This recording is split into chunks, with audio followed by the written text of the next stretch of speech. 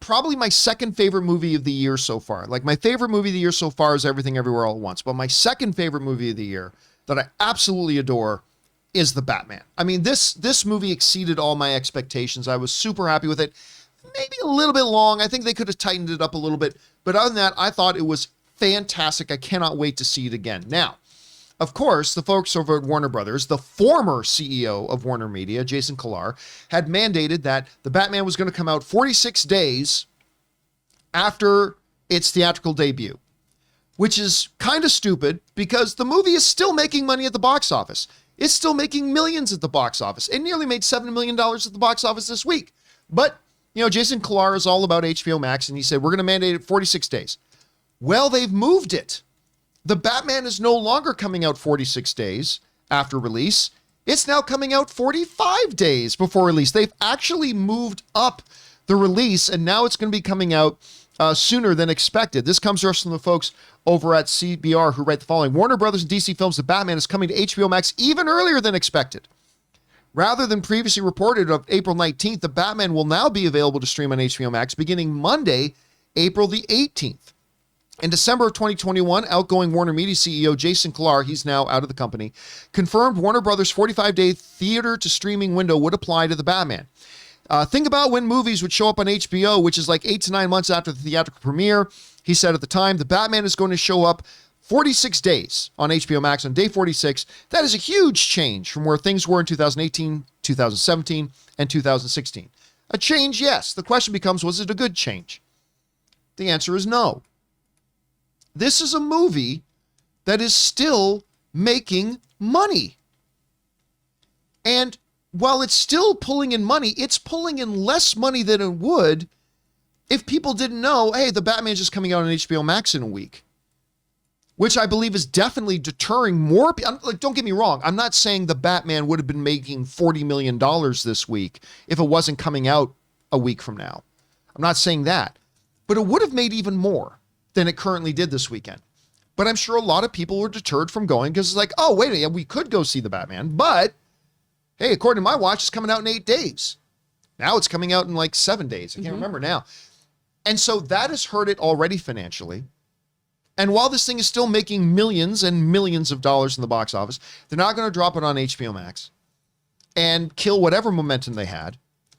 I don't believe anybody's going to sign up to HBO Max for this.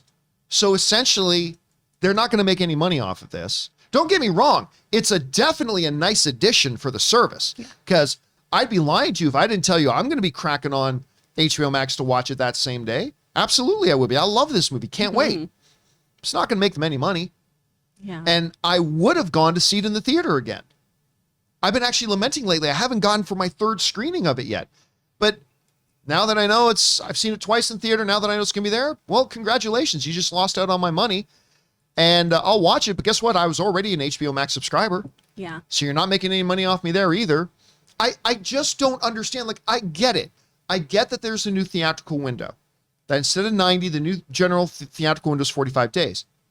What I don't understand is the backward-thinking, brain-dead approach of applying a one-size-fits-all to every movie. For a lot of movies, the 45 days will be fine. But when you got a movie like The Batman that is still making millions of dollars, and more people would be going right now if they didn't know if it was just going to be coming out on HBO in a week, I don't understand the inflexibility of saying, well, we said 45 days, so this is going to apply to all of our films. How stupid is that? Yeah. Like, it's stupid. And I'm glad Jason Kilar is gone. I'm glad he's gone. But because this move makes no sense to me, although I say that, I'll be hitting my HBO button on that day. Anyway, Chris, you had taken a look at this. What do you think about it? It just seems so dumb. Yeah. Well, because what is the point? What is the end goal here? More HBO subscribers? Because you're not really going to get that many. I really don't think it's going to change anything. And if a movie has legs like this, why would you put it on a streaming service? This soon? Yeah. I have so many friends who still haven't gone to see it who are like, oh, yeah, I'm really excited. I'm really pumped to go do it. Now I'm sure a whole bunch of them will just be like, oh, hey, are you watching it on HBO Max? Can I come over? They're missing out on tons of money with this. And sure, we're not seeing the same numbers, obviously, when it first opened, but this has really had a really nice sustainability at the box office, done very, very well. So it just seems very, very short-sighted to have a one-size-fits-all, like you were saying on here. I'm not sure why they're doing it. They should have pushed it back, not forward. Now, I'm already seeing some people in the live chat saying, well, it'll attract new subscribers. Mm-hmm. No, it won't. No, it won't. At least what's the final net gain here? The final net gain is going to be a sum of zero. Number one, if anybody is interested in the Batman, they're probably an HBO subscriber already. And for those that aren't, are more people going to sign up for HBO to watch the Batman now than they would have next month? I don't think so. If there is somebody out there who's not an HBO subscriber and they would sign up for HBO to watch the Batman, they would have signed up next month as well. So your net gain here is zero, except it's not. It's in the negative because now you are literally burning millions and millions of box office dollars for what? For a philosophy that has already proven it doesn't work. So again, listen, and I'm not trashing on the 45-day theatrical window. It makes sense for some movies. For some movies, it's perfectly good. But you as a studio have to be flexible. Mm-hmm. That's why sometimes Paramount will put out a movie to be available on home video in one form or another 60 days later, 120 days later, 45 days later. It depends on the movie. With the Batman, this makes no sense. It makes absolutely no sense. And again, I'm glad personally that Jason Kilar is gone, even though he has done some, actually, Jason Kilar, if you go over his history, he's done some pretty smart things. But I just think his obsession with trying to make HBO Max like as big as Disney Plus right now, I just think it's made a blind spot for him, and I don't think it's going to work out so well.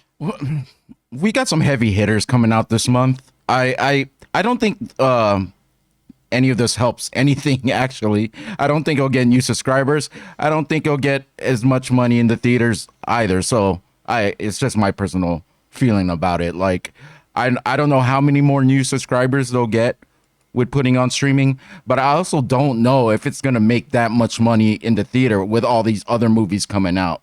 And it's 3 hours. So like they're holding up screens too, just for maybe a couple of people that still haven't seen it. I don't know. I really don't know, but that's just how I feel. I can't base that on anything other than. Here's the thing, in its sixth week, it's still the number 5 movie in the nation. I mean, it's not pulling in $30 and $40 million, like not at all, but it's still the number 5 movie in the nation in its 6th week. It would still be in the top 10 next week. And guess what? It's probably still going to be in some theaters even once it enters HBO Max.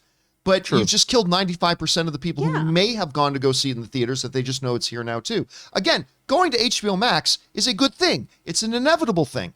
But you just got to be smart about when you do it. And Exactly. I just don't see this making any sense right now. But I'll also point out that there's some people that no matter how excited for a movie they are, let's say, I'm just going to say, for example, maybe an older that can't sit 3 hours or even travel to the theater. Like, great for them that they get to watch it finally. Maybe they've been waiting to see it and can watch it from the comfort of their own home. I don't know. There's a lot of variables to this. Yeah. But they would have had the same experience in 3 weeks. True. They would have had the same experience. They just get to do it sooner, but they still would have had the experience. So, I mean, I just don't know what the approach is. It's going to be really interesting to see how David Zaslav, now that he's the boss over there, kind of influences things. And if we're going to start to see Warner Brothers movies start to have variation. Like you were saying, Chris, some movies, perfect to have it come out after 45 days. Some days not. Are they going to follow the Jason Kilar hard and fast 45, 46-day window period, or is David Zaslav going to implement an idea where they have to make it more flexible and see how things go? We'll have to wait and find out. Anyway, guys, the question is for you. What do you think about this? If you've been somebody who you've already seen the Batman a couple of times in theaters and you weren't going to watch it again until it came out in streaming anyway, it's now coming out a little bit sooner than you thought. What do you guys think about this move? Jump down to the comment section below and leave your thoughts there.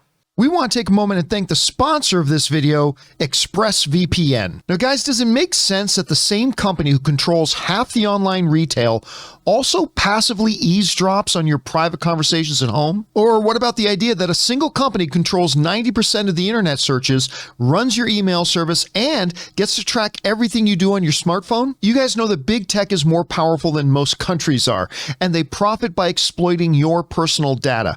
It's time to put a layer of protection between your online activity and these tech juggernauts, and that's why I use ExpressVPN. You see, when you run ExpressVPN on your device, the software hides your IP address, something that big tech companies can use to personally identify you. So ExpressVPN makes your activity harder to trace and sell to advertisers. ExpressVPN also encrypts 100% of your internet data to keep you safe from hackers and eavesdroppers on your network. So stop handing over your personal data to the big tech monopoly that mines your activity and sells your information. Protect yourself with a VPN that I trust to keep me safe online.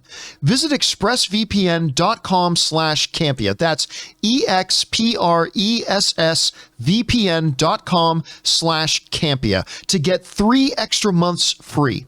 Go to expressvpn.com/Campea right now to learn more.